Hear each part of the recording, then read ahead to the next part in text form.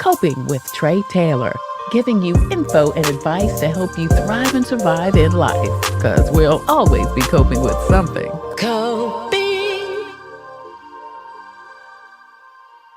Hey there, and thank you so much for joining us for Coping. I'm Tre Tailor, and today we're giving you info and advice to help you thrive and survive in life because we will always be coping with something. Today, we're coping with selling your home and what you can do to make it more sellable. Realtor and decorator Angela Nash joins us to tell us exactly what to do to make our home sellable. Angela, thank you so much for joining us today. Thank you so much for having me. I'm Absolutely. excited. Well, I'm excited too because this is such a big deal right now. You know, people Mhm. buying and selling their home, and we need to know what to do, girl. I'm sitting here with a house, although I'm not selling. It's every room Yeah. has a different color. I'm sure don't nobody want this to me.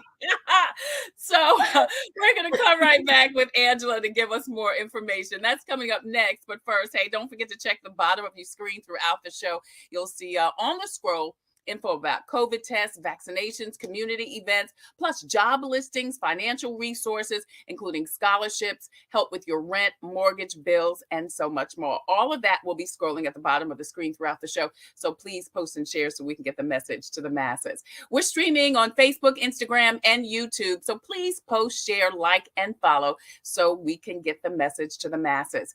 I'm Tre Tailor, and you're watching Coping. And today we're coping with making your home more sellable. Angela Nash joins us. She's a realtor and decorator and also an advocate for children. She serves on the Richland School District 2 board. Angela, again, thank you so much for joining us today. We Thank you appreciate it. so much, Trey, for having me. Absolutely. So listen, first of all, is this a good time to sell? Oh man, yes, it is. And I'm not just saying that. You hear a lot of times when you ask realtors, and the automatic is it a great time to sell? Yes. Is it a great time to buy? Yes. And that is actually not true all the time. So I'm going to give you the true facts that yes, it is a great time to sell. I think one of the benefits of living in Columbia is that our market is always, for the most part, pretty steady. So Really? like before, during like the pandemic, and even right after the pandemic, we were seeing homes stay on the market for like an hour, 2 hours, Oh maybe my three, gosh. if you made it. And we were all lined up outside of homes, as well as having tons of calls for our listings. Now it's slowed down a little bit, but we're looking at more like 15 days on market. 30 days for some homes if you're in a higher price point, 400,000 and up. But for the most part, we're looking at about 15 days. It has started to pick up for spring market, which has been interesting. Where it's like, okay, I go look at that house and it's gone in like a day. So 24 Wow. hours for some of the homes that are like under 200,000, because our market has changed a little bit. But it is a great time for sellers to buy. It's still a good bit of a seller's market. But I think the difference now is that there are things that you need to do to your home now, that so you can get more for your home. Yeah. And I'm glad you mentioned that because I was going to ask, since it's such a good time to sell, does it matter what your house looks like? I guess it. Oh, yes, it does. And I think it's one of those things where I think people got used to during the pandemic. People were just looking to move up or moving to downsize because everybody's working from home. You Yeah. realize how small your space is, and you're looking to do all these things. And they just were like, okay, well, I'll just buy no matter the condition. We were seeing, Wow. prices over appraisals. We saw waiving appraisals. And so people got used to that. And a lot of times now they're thinking, hey, I can just do the same thing. I don't have to do anything to my home to sell it. And that's just frankly not true. It's not, and it's also not a good practice. Angela Nash joins us. We're coping with making your house more sellable. She says that this is a good time to buy and sell, but there are some things you need to do to help your house sell. Let's talk first about color, interior and exterior. I said in the opening, I'm sitting here in a house where every room is a different color. No lie. So, but like I said, girl, I know, and no nobody want this house but me, but I'm not trying to buy or sell.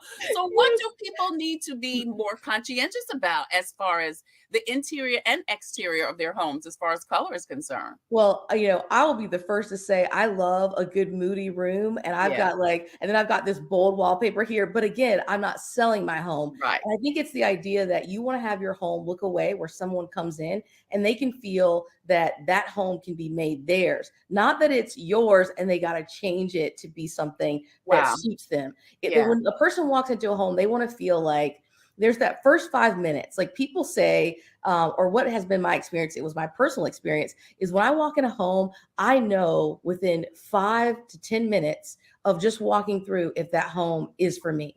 Some Gotcha. people take a little bit longer to make that decision. However, by the time you finish through the house, what really gets people drawn in is, does the house feel warm? Does it feel cozy? Does it smell nice? And colors are a big part of that. Does it feel when you walk in that it's sterile? No super, super white, even though that's a great trend. That's a trend you want to keep for yourself.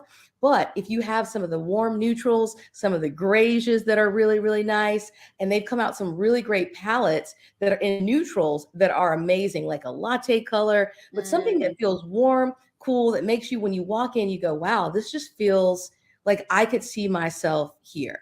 And Yeah. so part of like with my listing package, you get like I've already picked some colors out for you. You don't have to think too hard. They have the Sherwin-Williams numbers on there, and then you just go, you take them and say, here, I want this color, because I don't want anybody to be confused that, yeah, it really does matter. I have different colors in my home, but again, this is my home. I'm going to live here. But when I plan to move, will I change it? Yeah. Somebody's not going to see my big floral wallpaper size flower on my office wall or my gallery wall. They're not going to care about that. They want to be able to feel like it's their home. Yeah. So let's go room by room, what Okay. people should be doing and more conscientious about. Let's start with the living room. Yes. Okay. You got to think about living room is where you're going to be spending a lot of time. This is a very important space for many people. It's where your family gathers. You don't want to have too much oversized furniture. So sometimes it's going to be a little bit of either moving the furniture around, or even if it's like larger accent pieces, like maybe you have a larger end table, maybe take that larger end table out. You don't want your living space where everybody's going to congregate and entertain to feel crowded. That is what I would say there. Neutral colors, less pictures is more. I also like, if you have, this is a big one, I don't think people realize it, is that if you have certain art that may be weird for people, put it in the closet. Right.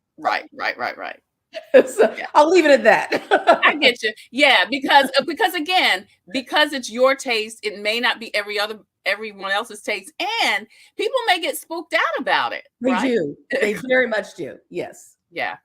Now let's go to the dining room. What are some do's and don'ts for the dining room when you're trying to sell your home? Dining room. It's this place of ambiance. It's where you're going to have dinner. It's where you're probably going to have special dinners, because a lot of people are using their dining rooms for that. So if you're using your dining room for eating, I would say minimalistic as possible with a nice centerpiece. And that is pretty much it. You don't want to have some crazy, your dining table filled with things. Less is more. If you have like a mirror to make sure your space feels bigger, don't have oversized art. Make sure your art is appropriate for the room, and maybe like a couple accessories, like one or two on your, like a nice centerpiece, nothing too crazy, nothing too sparkly. And then even sometimes it's helpful to change out like your fixtures over your dining table, make it more minimal, make it something that people can walk in and go, this is amazing.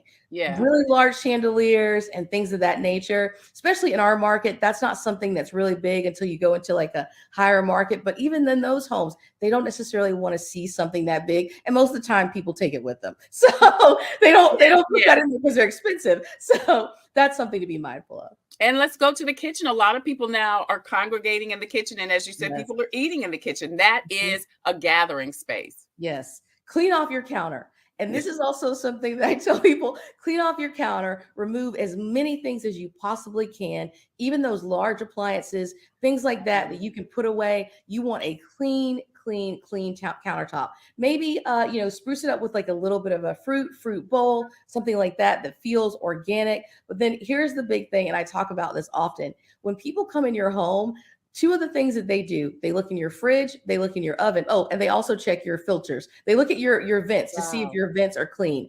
And if your oven is not clean, it matters more than you think. So it's not just on the outside, it's in the oven. If they see your oven is unclean, they automatically, and it's a psyche, think that, oh, this person doesn't take care of their home. I feel I should get $5,000 less off the price. Now, is that reality that they should be able to do that? No, but that is the mindset. And for a lot of people, they want to go in, and when you see that all of these things are organized and your counter's clean, there's just this feeling of, I could come in to this home. Sure, they're going to mess it up when they get there. Yeah, but it's their mess. Exactly. They want the illusion, the fantasy of what a clean kitchen looks like. Wow. So take everything off the Yes. countertop, cookie jars, like you said, big appliances, Mhm. your blender, your toaster, all of that. Wow. Okay. Yes. Angela Nash And joins then us. just She is magnets, refrigerator magnets. That's the other oh, thing. refrigerator magnets too. Now let me ask you this. Should people like I've got a my refrigerator works well, but it looks Yeah. ugly. And I do have pictures, all kind of Yeah. pictures, magnets, everything on it.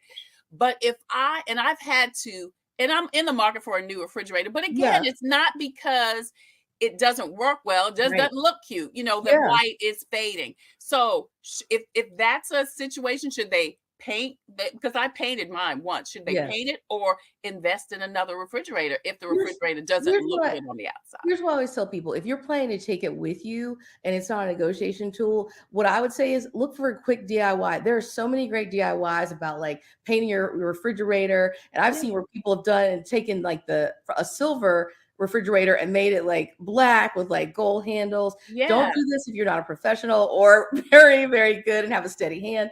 But there's some really, really great options. I always tell people you don't want to spend a ton of money. That's why it's always great to have a realtor come in and look Right. at your home before you start selling as well to make sure that you're not overdoing things. I've had sellers before they met me go and spend a ton of money Wow. on things that were not things that they needed to spend money on. It was more of like, oh, hey, we could change this, or oh, maybe that was just like a little touch up. But they will go and do a whole lot of things that may not have been the things that were going to bring in money or were going to be the things that caused issues. Well, Angela, I think that's the biggest thing right there is Mhm. wait until you talk to a realtor or that a realtor comes into your home because you're the expert. You Right. know what's gonna make a difference and what's not gonna make the difference. And for buyers to just wait or sellers to just wait Mhm. until they meet with you as the realtor to see Mhm. exactly what do I need to do before you Yes. go spending a bunch of money on something that maybe it wasn't necessary at all. Absolutely. Yeah. Absolutely. Angela Nash is a realtor and decorator. She is joining us today as we're coping with how to make your home more sellable. I'm Tre Tailor. We've been talking about some of the things you have to do. We're going room by room and we're going to the bedrooms now. What do we Yes. need to do to make our bedrooms look good? So I'll start with one of the things people ask me is when they're preparing to move is it okay to have stuff like in a room, like boxes? And I always tell people designate one room if you need to putting those boxes that you need because everybody and it needs to be a room that maybe people can tell the size of because it may be a size of another bedroom, so they don't need to know the size, but that's a Right. designated place and people are gracious about having a space where you have your boxes. So don't overfill it where you can't get the door open, but have a designated place for that. But bedrooms, I would say you want to make bedrooms. A lot of times there's like a lot of things on the counter. It's the same thing with your dining room and your kitchen. You want to like minimize as much as you can. Make sure your colors are more warm. And I've seen where you can go a little bit darker than some of the grays, and like you can go a little bit deeper on like the deeper latte colors, things of that nature to make your bedroom feel more warm. But also in your bathroom, put away all of your cosmetic things. If you have like a cute little cosmetic set, perfumes, things like that, but you don't want to overdo it. You don't want 85 of your best perfumes sitting on your counter. Don't Right. do that. And then I Okay. also think it's important to say, like, if you have any weapons, things like that, those are things that it matters. You don't always hear it, but it should be part of like your listing presentation if you're with a realtor, is making sure that you put all of your valuables away, locked in a safe, as well as your guns in a locked, like a gun safe that you can put things away in. So those are really big things. And then also like your bedding, I can show people the way to like fold their bedding to make it look more comfortable. Fluffy, having the duvet, making sure your pillows are really fluffed, really nice. And then if you have like chairs and seating, sometimes people have oversized sofas that they like to lounge in that may not be in the best shape. It's best to either remove those or cover them up with a cool blanket, like a throw, and then put some pillows in the areas that are not so great. Gotcha. Now, what about family pictures? You mentioned something about pictures earlier. Do we leave our family pictures out or do we move them and take them away? I always say you want it to look like those pictures in the frames that you get. You know what I When you mean? buy a frame. Exactly. When you buy a frame. So you want very few, but you want a few of those. Like don't have them your whole entire wall full of family photos, just a few here and there. So people can say, oh, wow, here's a sweet family living in this home. This looks like a great family home, but not like, oh my gosh, these people, how are they going to move? Their entire family is everywhere. Like they're Wow. going to have a Yeah. lot to take down. They're going to have a lot. There's going to be a lot of holes in this wall. That's the other thing people That's think about. interesting. That's interesting that people would think that. So Yes. that's pictures on the wall. What about pictures on the countertop? I like a few pictures on the countertop. I say like 2 in one area, maybe 3 in another. I like that grouping with maybe like a really nice scented candle, or at least like a votive that has like the casing is really nice. Even if you Yeah. don't light it, it may not be the best smelling one, but it looks nice. Something that looks like what I like to say, your lux for less. Like it doesn't have to be expensive to look luxurious, and you want it to Right. feel like home. That's the biggest thing. Is it's always when sometimes sellers forget when they go to buy what it's like to be a seller, or Right. and buyers vice versa. So when you go into the home, it's kind of like the golden rule. But how would you want the home to look when you walked in it? Would you want a ton of someone else's stuff there when you viewed it? Would you critique that? And if you would critique it in another home, you have to look at your own home and say, well, I got to fix this. Yeah. One last question I want to ask. Now, should we be home or should we be gone when somebody comes to look at your house? Trey, thank you for asking this. You should not be there. You should not be there. Go somewhere else. Go somewhere else. Go for a walk, whatever you have to do, but you should not be there. That person is coming to your home to envision themselves there. They don't need you in the background having a snack. We don't need that. Messing up the kitchen, messing up, telling them where things are. That's why they have a realtor. You want to maximize, and everybody now has cameras. So if you're going to watch from your camera. Do not be there. Do not be there. Yeah. Wow. That's interesting. Angela Nash has been joining us. We are coping with how to make your home more sellable. She says it's a great market right now to buy and sell. And so if you just joined us, don't forget to rewind because she has given us some great tips. Last question, and you kind of mentioned this a little bit. What should we look for when we are purchasing a home? All of the things you said, right? Wow. And it's an amazing thing. You should look for a realtor who's going to talk to you about what your needs are. They should be asking you more questions than giving you more answers. Right. They should be allowing you to tell them what you need. And because it's different for everybody when it comes to buying, and specifically in this market, when housing prices in 2019, our median home price was 175. It is now 225 to 250. Wow. That's 100,000. And so that's where we are in the market right now. So in that case, as affordability has changed. So if it's not affordable for you to do today, I know everybody says, hey, the American dream, even though Columbia is still in the top 5 places that is cheaper to buy than rent, it's still one of those things. If that's not your plan and you can't afford it, don't do it. You still want to be, I like to get people in homes where they can still enjoy their Amazon packages. So Right. That's a big thing. But you want to look for somebody who's mindful of that, and they're not trying to sell you. They're trying to help you and educate you along in the process of buying one of the biggest investments you will ever have in your life. The next thing I would say is make sure that you're looking for a good home inspector. And when you go in that home, go through it with a fine-tooth comb. Look for everything. Look at the filters. Are the filters clean? That's usually an indicator if you're going to have some issues, they may be minor, with your HVAC system. Right. So looking for things like that, looking for foundational issues. If you see any cracks in the foundation, make sure that you're asking your home inspector to take an extra look at that. They do typically a really, really great job, the ones I've worked with, but just make sure that say, hey, that's a concern for me. Piping. If you go and you see on the MLS listing, but look at the type of piping, because that matters, specifically if it's an older home. You don't want to have pipes bursting, and there are some pipes that are not even recommended. Also, probably this is a big one, the age of the roof. If you don't want to have your heart broken because you can't get insurance for a roof that is well past its age, is look at that roof, age, and it's going to be on your property disclosures.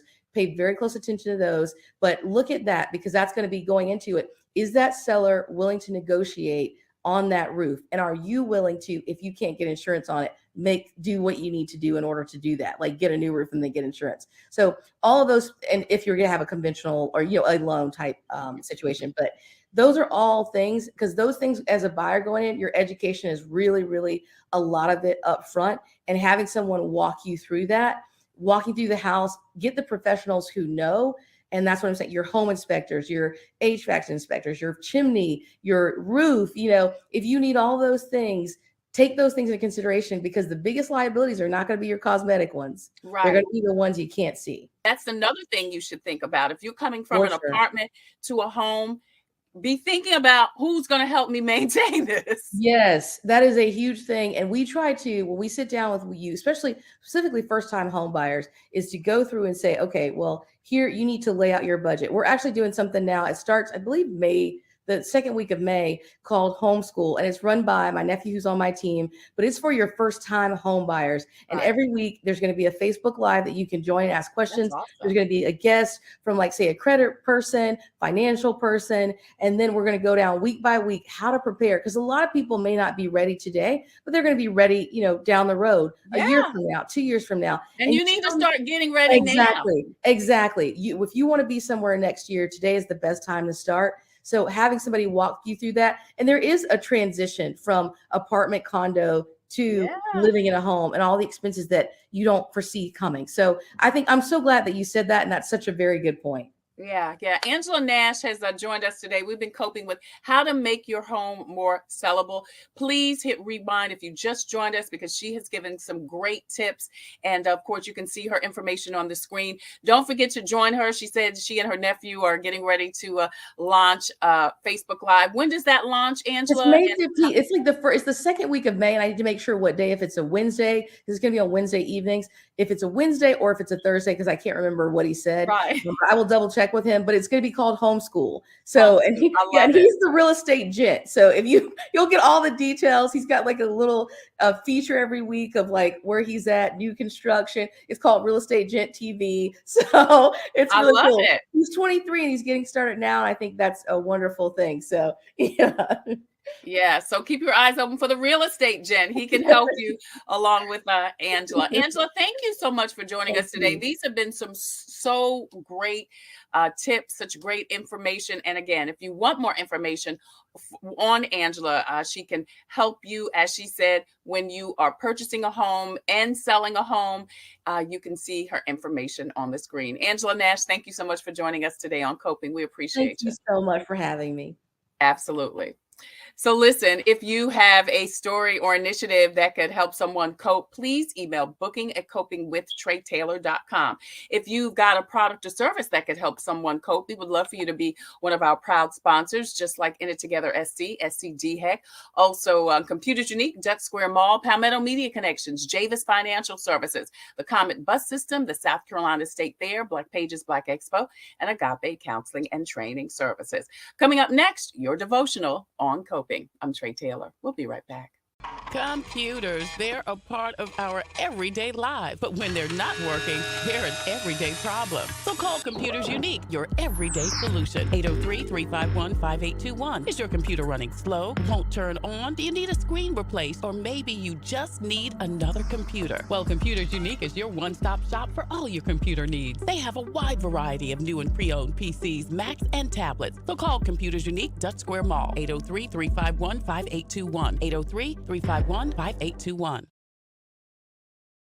Hey there, and thank you so much for joining us on Coping. I'm Tre Tailor. We're giving you info and advice to help you thrive and survive in life, because we will always be coping with something. Today, our devotional, it is from Cheryl Mims Williams. It's Conversations with God. She is with Agape Counseling and Training Services in Columbia, South Carolina. This is such a great book. It includes some of her diary writings, devotionals, and just words of empowerment that we can use throughout the day.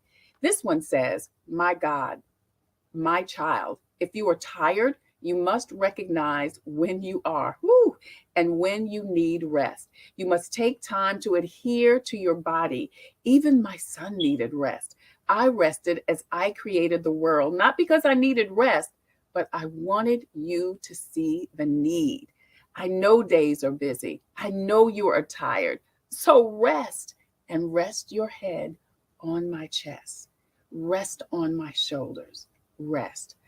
Isn't that so good? Women and men who are so busy doing whatever you got to be doing. I know all about the kids, the job, your baby mama, your baby daddy. All those folks need something, but you need something too. How many times do we forget to rest and then we end up being tired and cranky?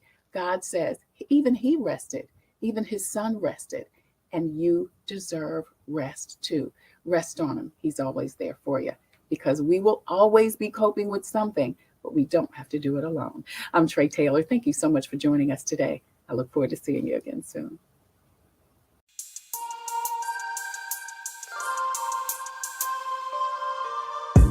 Coping, find peace of mind to survive through whatever. Coping, learning the way that we thrive all together. Coping, finding out what's real. Coping, we can heal, we can heal, we can heal. Coping with stress, coping with strife, bringing hope for success, for improving our life. Coping beyond hoping to do more than survive, ways to live a healthy life. Coping and promoting, learning what you can do, 6 ways to a better you. Coping, find peace of mind